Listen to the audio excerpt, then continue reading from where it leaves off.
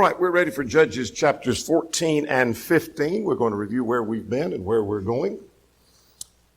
This is the outline that Micah has put together for the book of Judges. We've shared that, though we haven't been following that one particularly. The need for the judges and the work of the judges, and that's where we are. 14 and 15 is right in the work of the judges. Wiersbe's outline is apathy, apostasy, and anarchy. And we're in the apostasy section as things seem to be spiraling downward constantly from the time of the beginning of the book of Judges all the way to the end. And so we're right here dealing with Samson, chapters 13 to 16. We looked at 13 last time. We'll review that in just a moment. We've tried to list our judges and keep up with where we are. If there are 15 in all, at least as we have listed them, some listed as 16 and some even as 17, I think. But we've listed 15 judges: Othniel, Ehud, Shamgar, Deborah, Gideon, Abimelech, Tola, Jair, and Jephthah, and Ibzan, and Elon, and Abdon, and now we're dealing with Samson. 2 more to go, and that list will be complete. Hopefully, if you don't have that completely memorized, at least those are becoming more and more familiar with you as we go through the book of Judges. And last time we talked a little about this cycle again. We talk about it each time of how Israel serves, and then they fall into sin, and then they are oppressed, and then they cry out to the Lord. But in this case, starting in chapter 13 with this judge, there doesn't seem to be any record, at least. They may have cried out to the Lord. But we made a note at verse 1 of chapter 13, as we began to look at Samson, that there is no statement that they cried out for deliverance. And why is that? Had they gone so far that they're not crying out, or did they cry out and the Lord didn't record it for us? Either one of those are possible, but the first seems to be more likely the case. So let's go back to chapter 13, at least in principle, because 13 to 17 go together as a unit of chapters. So here we have in chapter 13, what? What is chapter 13 about? Birth of Samson. And the focal point was on the fact that his parents was from Zoar and from the land of Benjamin, had no child, and they were told they would have a child. And what did they start asking about this child, even before the child was born?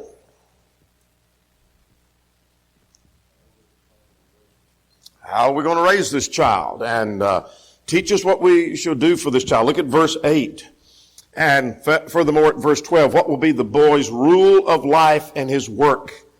And so their focal point was, how will God want us to raise this child? Some very practical stuff, as we talked about. I want to back up to verse 5 of chapter 13, because this comes to play in our study tonight.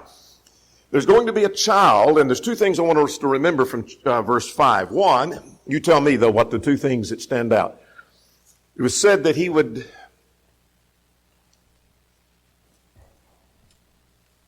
what would he be? He's going to be a Nazirite from the womb, which means that there would be no razor touch his head. He was not to drink wine, etc. And so here was the Nazirite vow that we talk about from Numbers 6. The second thing, what about his mission? All right. Very good. He's going to begin to deliver Israel. Now, I might underline the word begin, if you were not here last week, which suggests that his work is not going to be complete in his lifetime. With some of the judges, you'd have an oppressing nation, and the judge would rise up, or God would raise up a judge. He would lead in that fight against that nation, and they would be overthrown, and so they're no longer under that rule of that nation. Not in this case, because here he begins. This work is not completely accomplished in his lifetime or with Eli or with Samuel, but finally with David is when that's accomplished. And so we're going to see his efforts, at least 4 efforts tonight, of his fighting against the Philistines, but there's nothing said in this record or in chapter 16 when we're through with Samson. There's nothing said about him completing his work. It's not completed. So take note of the fact that he began to do his work. So then when we end the chapter, we see his birth, and they called his name Samson, and the Spirit of the Lord began to move upon him. How that took place at the end of at the beginning of verse 25, we're not told, but the Spirit of the Lord moved upon him. We talked about several possibilities of that. Question number 1, short summary of chapter 14. What's chapter 14 about?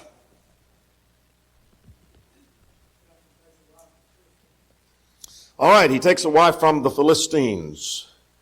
Let's go ahead and get question 2, short summary of 15.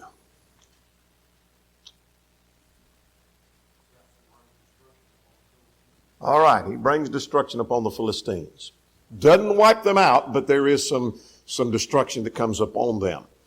Let's see. Question number 3. What was Samson able to do with his strength? Verses 5 and 6 of chapter 14.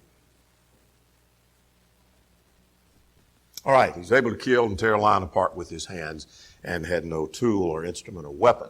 All right, here's what happened in chapter 14. Samson takes a wife of the Philistines.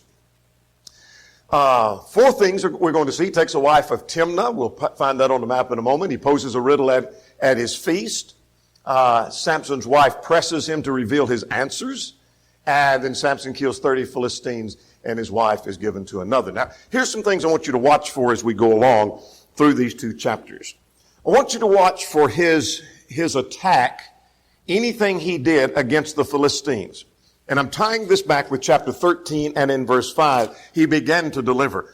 So if he makes an attack against them and kills X number of people, whether it's 10 or 1,000 or 10,000, that's making an effort to help destroy the enemy.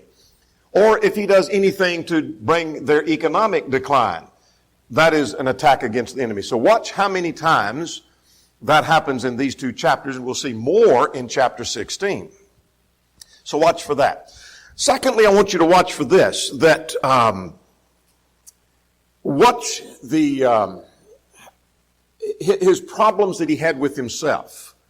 And that is, watch for his sins. While he's listed as a judge, and he is a great Bible character in many ways, there's many, many, many mistakes that we find concerning him in chapter 14, chapter 15. Chapter 16 opens with him going to a harlot, so he's not obviously a pure man completely. So I want you to watch for his mistakes. Some things he did he shouldn't have done. Some things that may not have been wrong within itself, but he carried him in the wrong direction. Watch for some of that as we go along. So here we have a story of a man that God uses, though he's not the most ideal character. We're going to see a story of a man that God uses even though he makes many mistakes. It's a story would have been much different had he been able to conquer himself before he tried to conquer the enemies of God. That's very practical. If you don't have anything at question number 11, here's a man who didn't conquer himself before he tried to conquer the enemies of God. How does that apply today?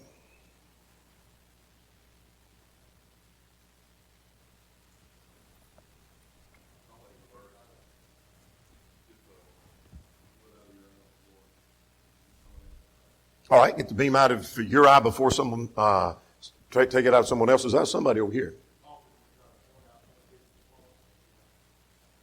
All right. We're trying to find other people's faults when we've got faults of our own. There have been many a preacher, for example, who would be great in trying to teach people how to come out of the world, refuting denominational error, but he can't control himself. I know a number of preachers that they're involved in sin themselves, but man, they could debate, they could answer error. They were very powerful in the pulpit, but they can't conquer themselves. And so how much more effective could they have been had they learned to conquer themselves before they try to conquer the enemy of God? Sometimes when we try to encourage people to come to church with us, but maybe it's our hypocrisy that's hindering that. We haven't conquered ourselves yet. We're going to see that with Samson here in 14 and 15. So let's develop verses 1 to 9 here. He takes a wife of Timnah. So let's start at verse 1. Samson went down to Timnah. Now let's find where Timnah is. And let's find some places on the map. Timnah's not here, but this is his home territory. Now notice, this is Judah and this is Dan. They're of the tribe of Dan. I think I said Benjamin earlier, but tribe of Dan. This is where his parents were from. And so he's going to make his way just over a little ways over to Timnah, and that's found right here on this map. He goes to Timnah, and he finds a woman of the Philistines, the text says. So let's look at verse 1. He found a daughter of the Philistines. Now if we stopped right there, do you have any questions or problems with, by questions, I'm not saying questions for me, but do you have any questions that you would ask Samson if you could at this juncture about what he's doing? I do. Do you?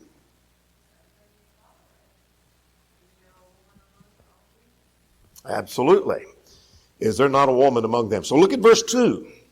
In other words, what are you doing going among the Philistines to find a woman that might interest you, that you might marry? Why are you doing that when that was forbidden?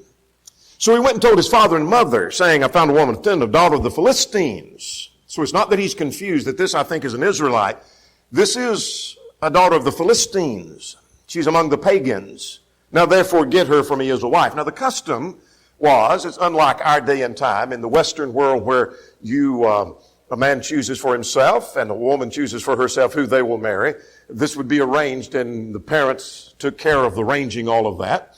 And we won't go into the details of that. But that's why he goes and asks his parents to get her for me. Go make this arrangement for me. And here's where his father asked a question. What was his question?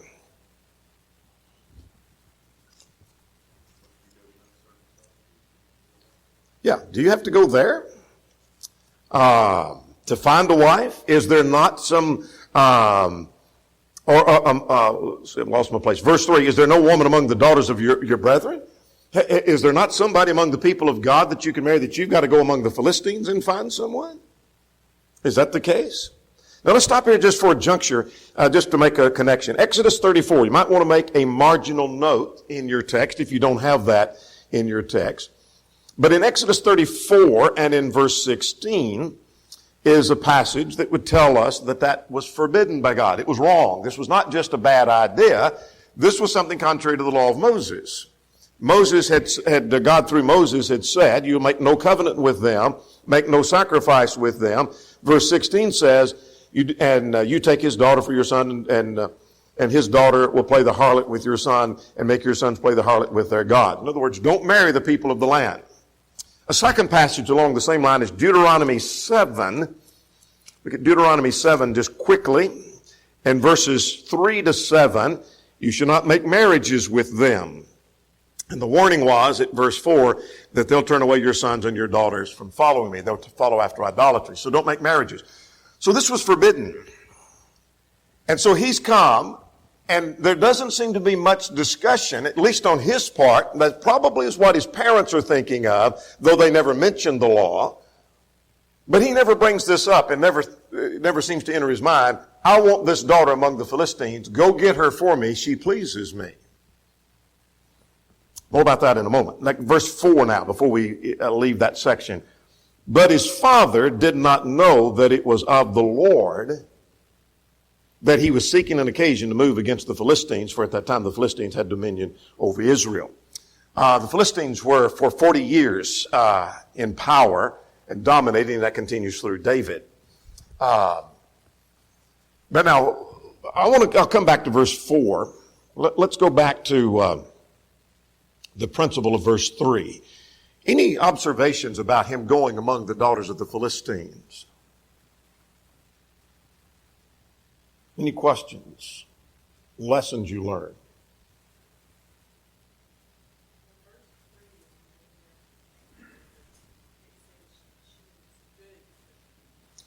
Yes.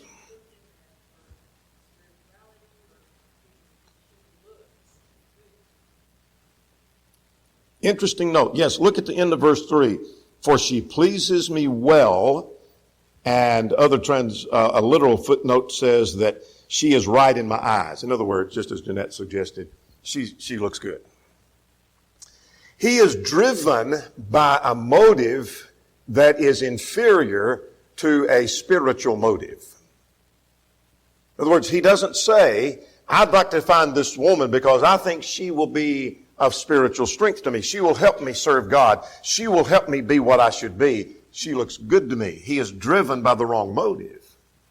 Not that there's anything wrong with her looking good and him liking that, but that was his greater interest than the interest of spirituality or following the law of the Lord.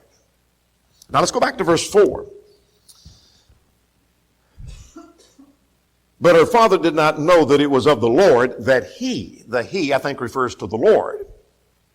But let's just play out just for a moment, supposing the he refers to Samson, that they did not know that it was of the Lord that Samson was seeking an occasion. I don't think Samson was seeking an occasion against the Philistines by marrying her, thinking, I'll tell you what, I'll go marry her, and this will give me access into the Philistines, and I'll be able to fight her people. But I think the point is the Lord was going to use him. That they did not know it was of the Lord that he was seeking an occasion to move against the Philistines. Here's what I learned from that. Well, let me ask you, what do you learn from that? Practical. Here's a practical thing to learn.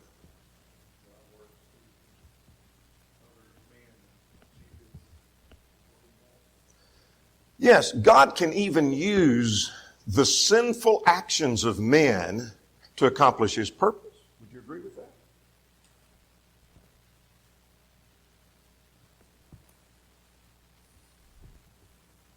Can you think of a notable case where sinful men did something and God used their sinful actions to benefit other people? Judas? Pharaoh?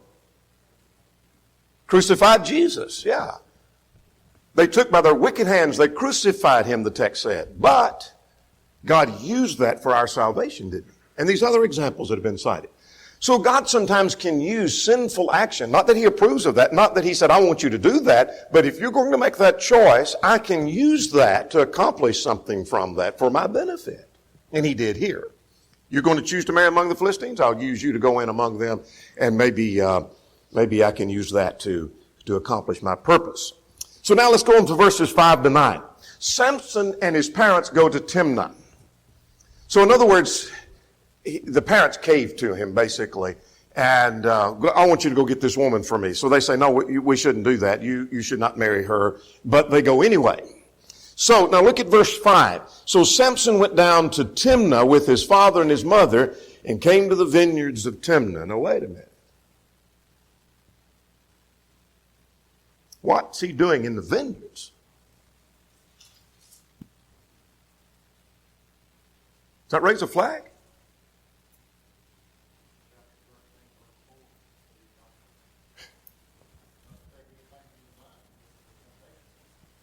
This is a dangerous place for a man that's not supposed to have anything to do with grapes. Do you see how careless this man is? Do you see he's flirting with danger? And so normally in reading a text like that, we wouldn't think anything about it. He went down to the vineyards. Okay, yeah, the vineyards, and there's nothing wrong with it. But not if you are a Nazirite. That is, if you've taken the Nazirite vow. He doesn't keep his vow. And that's another one of the problems he has. But it goes down to the vineyard. Now what does he do? Beginning at verse 6. It makes you wonder if what you're about to answer what happened next. If this wasn't, and I don't know this for sure, but I wonder if that wasn't God allowing that because he's playing flirting with danger. What happens?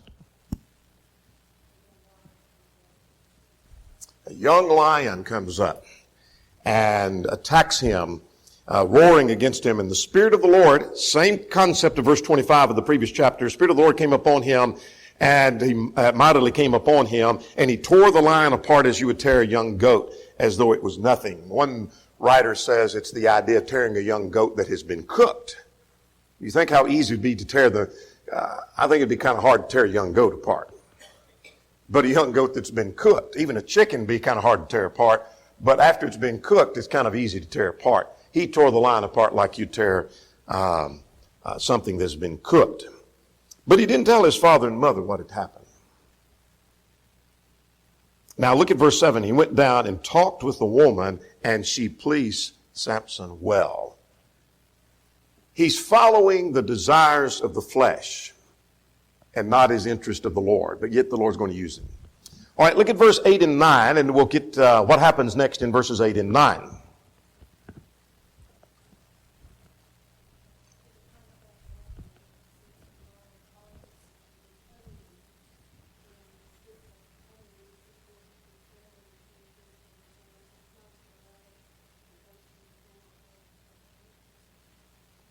All right, very good.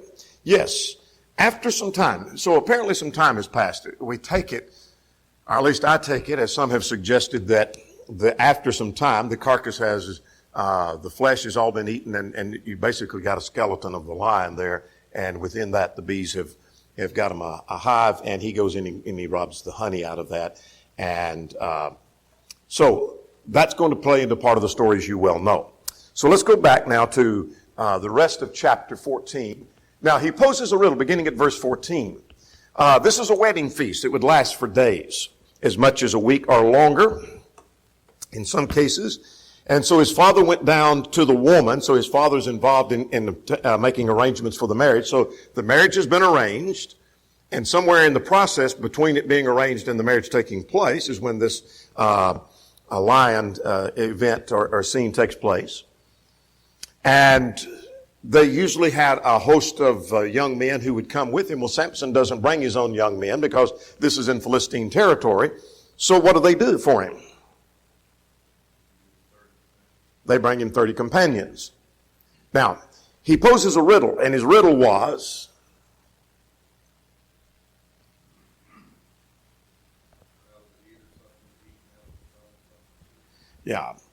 what's the deal he made about that riddle?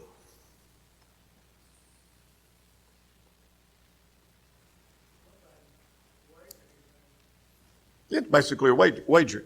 If you can figure this riddle out within 7 days, I'll give you, which for a wedding is very expensive. Apparently he's not prepared to give that.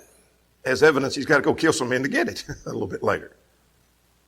And so it gives you the idea that he doesn't use wisdom either, that he's been very careless where he's going, and now he's using some irrational judgment. If you can answer this, I'll give you the 30 changes of garments and 30 linen garments, etc. That's what I'm going to do for you. But if you can't, then I want you to do that for me.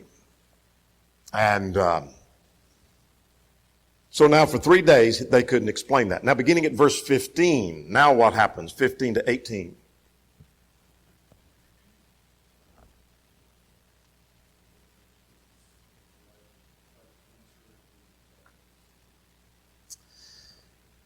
Yes, and we're going to see more of the same when we come to 16 concerning Delilah. He has a weakness for women. Evidence of that, he goes and finds this woman. That's who he wants to marry, regardless of what God's law says. In the next chapter, he goes to a harlot. And in the next chapter also, we're going to have him with Delilah. And she puts pressure on until finally he caves. And so he has a weakness for the women, and he also has a weakness to cave to their pressure. And but I don't want us to see that, and that's part of the picture that's being painted here. So she begins, look at verse 15. It came to pass on the seventh day. Now there's some question among translators as to whether that's the seventh day or actually the fourth day. And that's a textual criticism issue, and I'm not going to get into that. I'm not prepared to get into that. But some suggest that the wording later may lean more to the idea of this fourth day, that after, and evidence of that is it mentions 3 days in the previous verse, and then later it indicates that she wept on him for 7 days, and I take that to be for the rest of the 7 days. Others think, and apparently the translators of the New King James thought the greater evidence was this all took place on the seventh day when it was nearly done. I don't know. I'm not sure. I want to lean kind of that maybe it is earlier than the seventh day. But be that as it may, since they couldn't do that, it came to pass that they said to Samuel, Samson's wife, entice your husband that he may explain the riddle, or what? We're going to burn you and your father and your house, and we're going to destroy you all.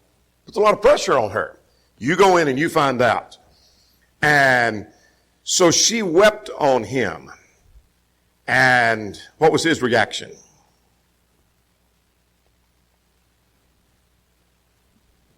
When he says you hate me, basically he's saying you don't love me by the way you're behaving and acting, and I haven't told my parents and I'm not going to tell you. And she wept on him the 7 days. Now, was that for the full 7 days? I take it for the rest of the 7 days, because this was a 7-day riddle that was posed. And finally, why did he cave? She pressed him so much. It's finally, he's worn down with this begging and this crying and pleading. And he tells her, and then on the seventh day, look at verse 18. That's why I think perhaps that's the fourth day earlier or another day.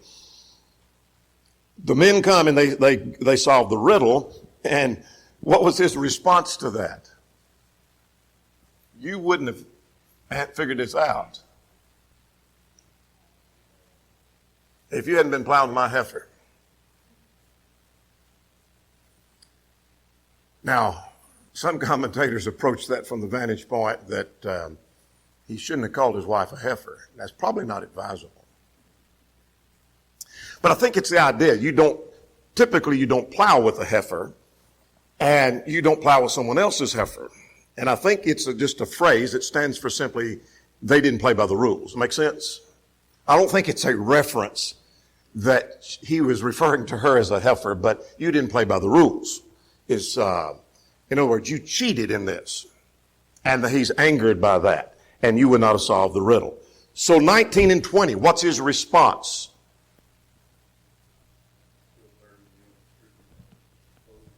Yes. So look at 19. He went down to Ashkelon. So let's get a picture on our map of where Ashkelon is. Ashkelon is over here in the region of the Philistines. Now, this is the region of Judah, but as you know, that's the region where the Philistines resided. And so that was where they were predominant, though they were influencing over all of Israel. And so he goes down to Ashkelon. He goes a little ways. He leaves for a little while, and he goes down to Ashkelon and kills 30 men to get their changes of garment and brings them back. And in the meantime, what's happened while he's gone? The father took the wife and gave him someone else. All right, we're going to leave that in interest of getting on to chapter 15 because we've got several practical things to drive home here in just a moment. So let's go to chapter 15. Chapter 15.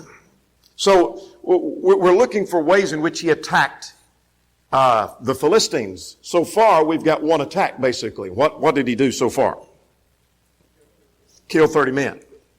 So he went down and just killed them. They haven't done anything except being Philistines.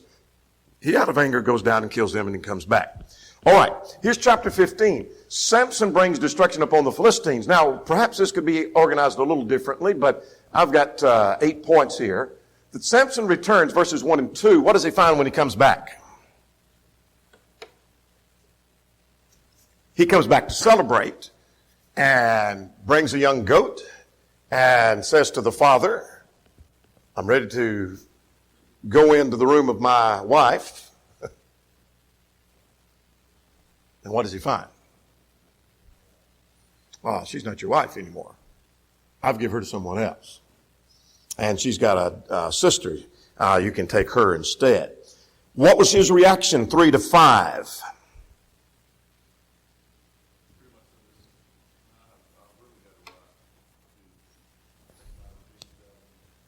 Yeah, I really thought that you thoroughly hated her, he said, and I gave her to your companion. And Samson said, I shall be blameless regarding the Philistines if I harm them. And so what did he do now?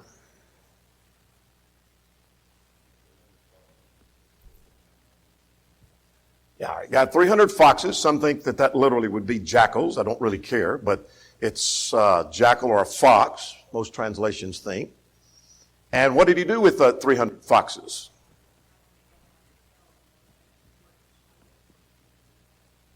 Yeah, if you ever tied two animals together, they usually don't run together very well. They're going to run in every direction trying to get away. And so you imagine two foxes tied together by their tail and a torch tied to them, and they're going to run. And so what happened? Stored the grain. Now, go back to verse 1. This happened in the wheat harvest. This would be about May or June. But the wheat's coming in, and so they have the shocks, according to verse 5, and the standing grain. So here's grain that hasn't been harvested and some that has, and it's in shocks. And so this is right when they stand to lose a lot. This is an economic attack on them. And so the 300 foxes run through their field and destroy fields and fields of grain. And vineyards and olive groves are all destroyed. Now then, going on through that gets us down through verse 5. So we're looking for how many attacks. So the second attack was, he killed 30 men, number 1. Number 2, he burnt their grain, and with the foxes, he destroyed their crops. All right, let's go further. Beginning at verse 6. What did the Philistines now do?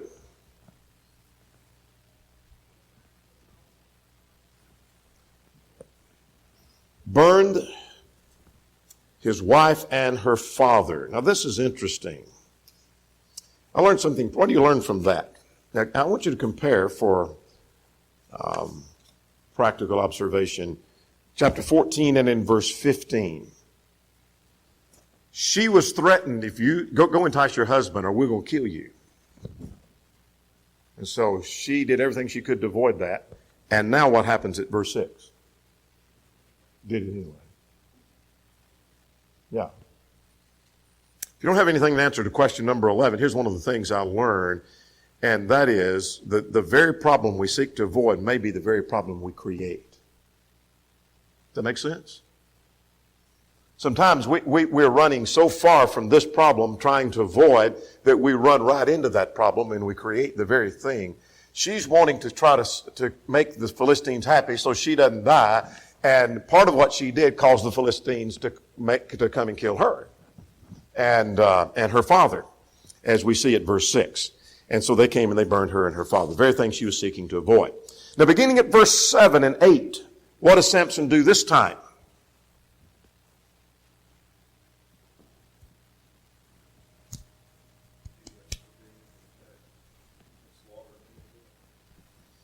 All right, yes. And Simpson said, since you would do a thing like this, I will surely take revenge, and after that I'll cease. He's going to retire from that. That doesn't actually happen. But so he attacked them hip and thigh. That's kind of an interesting phrase. It's a proverb. That doesn't, so you think, attack them hip and thigh. That doesn't mean that he used his hip or his thigh or attacked them on the hip or the thigh. It was just an expression that meant it was thorough. And it was a great and a mighty slaughter. In fact, some of your translations will say a great and a mighty slaughter. So in other words, it wasn't killing 30 men. Doesn't tell us how many at this juncture, but it was a great and a mighty slaughter. In other words, he fought and he killed, he made a significant impact upon them. So we have attack number 3. Hope you're keeping up with these, because this helps me to see what he's doing. So he killed 30 men. He's destroyed their crops, number 2. And then the third thing he did was he attacked them with a mighty slaughter. How many? I don't know. But it was a mighty slaughter. That's what it means, hip and thigh. And now, what else do we see in verses 7 and 8? What'd Samson do?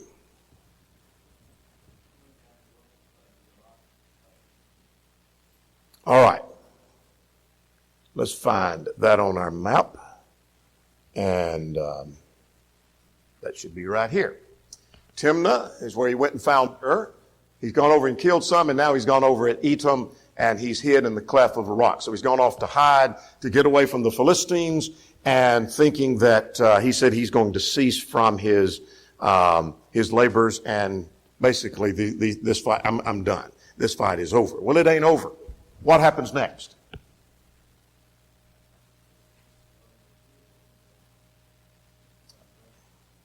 All right, here's the Philistines first, yes, and they come and set themselves up against Lehi, the city of Lehi, and the men of Judah ask, why you come here? Well, we come to arrest him. And so now what do the men of Judah do?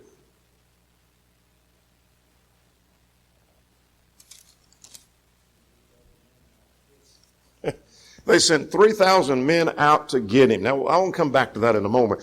But now this is interesting. That in other cases, like Gideon, he rouses an army together. And so he's a military leader and he rouses an army up and they go and they fight the enemy. Have you noticed something that hasn't happened to this juncture with Samson? Nobody's come to his rescue, nor is there any indication he's tried to rally a group together. He's trying to fight it all by himself. He goes up and kills 30 men. He ties the foxes together. He may have had some help, but he doesn't have an army together. The only time an army is roused up is against him. And they rouse up 3,000 men to go arrest him. It's time to get an army together. He never got an army together. He's fighting it himself. That's interesting. But before I go further with them finding him, it's interesting to me that he seems to be defending himself throughout. That when the men caught him, solved his riddle, that makes him mad, and so he goes and kills 30 men. He seems to be defending himself more than Israel. Then in chapter 15, when his wife is given, he seems to be retaliating because this is against him. Not that the people are being oppressed, but he goes and fights and he's defending himself. And that seems to be the thing much throughout. Does that make sense? And I wonder sometimes if that couldn't apply to us, that we are defending ourselves and we're driven by selfish motives, but we hide it behind a zeal for religion or a zeal for the Lord. Maybe that's what he's doing here. I'm not sure. All right. Now what did the 3,000 men do? These are his own people. They come and they arrest him, and what do they say? What does he say?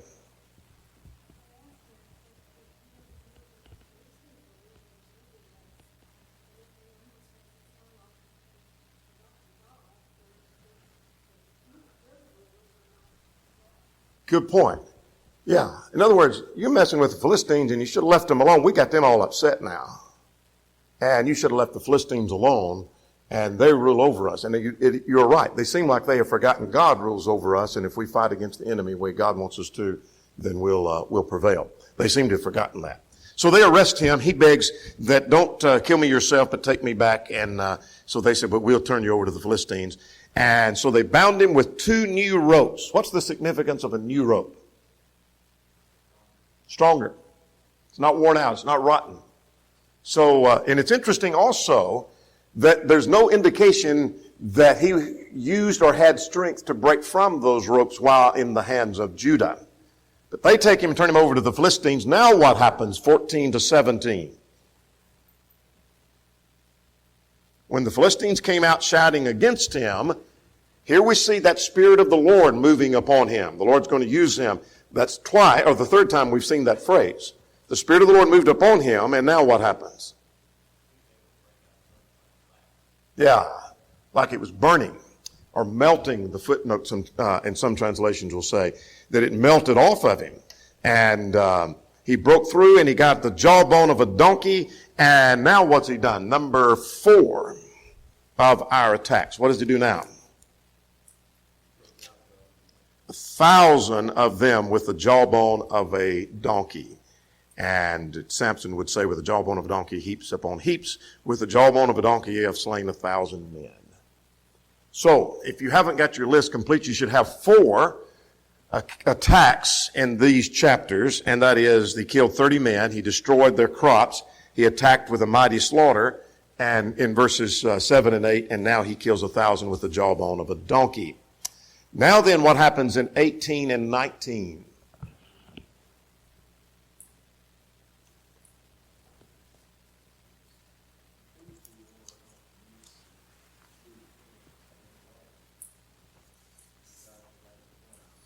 All right. Yes, he became very thirsty and he cried out. And you have given this great deliverance by the hand of your servant. Now, if I die, I'll fall in the hands of the uncircumcised. So I killed all these of your enemies, and the Lord then gave him water and from the rock. And verse 20, he judged Israel how long? 20 years. All right. Let's do 2 or 3 things, and our time is going to be about gone in about 4 or 5 minutes. So let's see what we've got here. These are the judges we've looked at so far, and we've been, in the last 2 or 3 weeks, tried to put some of the numbers in to kind of get a perspective. Below the line is the oppression, and above the line is the judge. So we had the Mesopotamian oppression, and then Othniel for 40 years, and Moabite 18 years, and then Ehud for 80 years, and then the Philistine, and then there was Shamgar, and then the Canaanite, and then there was Deborah for 40 years, and then there was Gideon for 40 years. And skipping on down, we have the Philistines. Notice how the Philistines continue on beyond Samson, but Samson rules for 20 years. And so that's the longest period of the oppression, 40 years, that we have, but not the longest judge at all. Let's go to our questions, and then we're going to wind up with some practical things at question 11. Question number 7. What did the Philistines do to Samson after he destroyed their grain?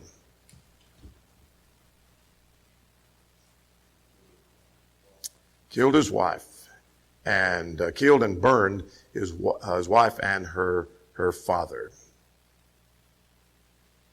Question number 9, were they able to take Samson? That's a simple question. What is the answer? Yes, they were able to do that. All right, let's go to question number 11. Practical things that you learn from 14 and 15 quickly.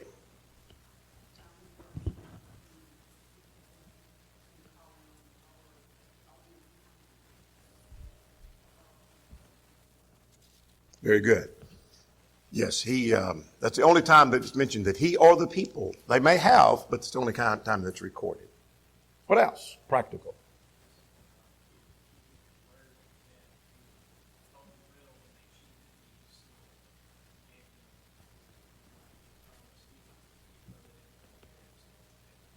Good point. Good point. Yes.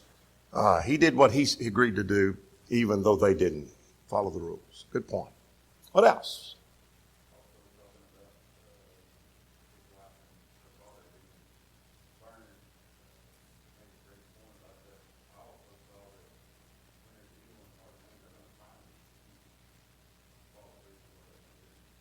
Yeah, that's true. Yeah. Yeah, it's going to happen one way or the other. You're not going to be able to avoid. And you do everything in your might to avoid the consequence, and you're probably going to face it anyway. Good point. What else?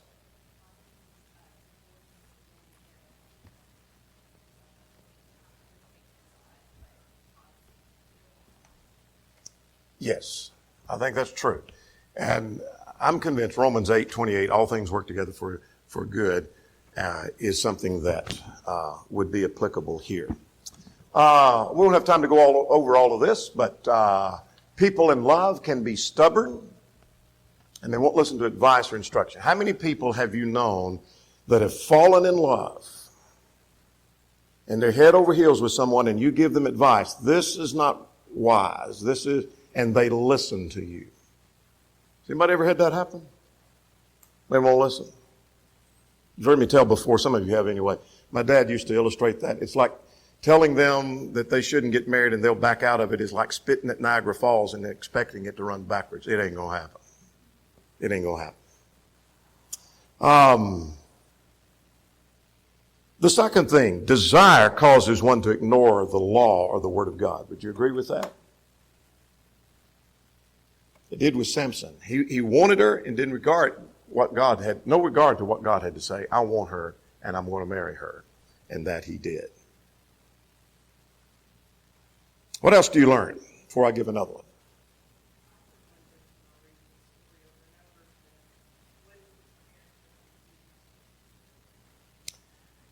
I wonder that too. And they did argue against it, but then they went and had the wedding and the feast there too. And they went all the way through with it. So that's interesting.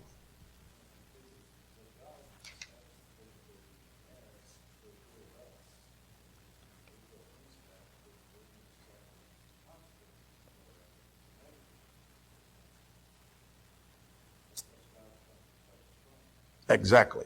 Good point.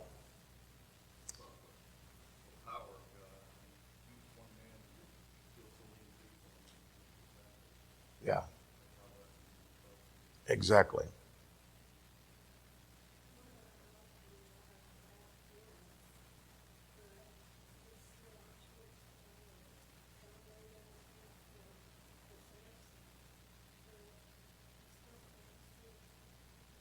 And face the consequences because of it. Good point. One or two more and we'll stop. Number 7, the commitment to marriage doesn't mean as much to the heathens. Chapter 14, verse 20. Where we saw there that the didn't seem to mean much to the father. Just let her go to another. But Samson came back thinking she'd be there. It meant more to Israel than it did to the heathens. We'll stop right there. Chapter 16.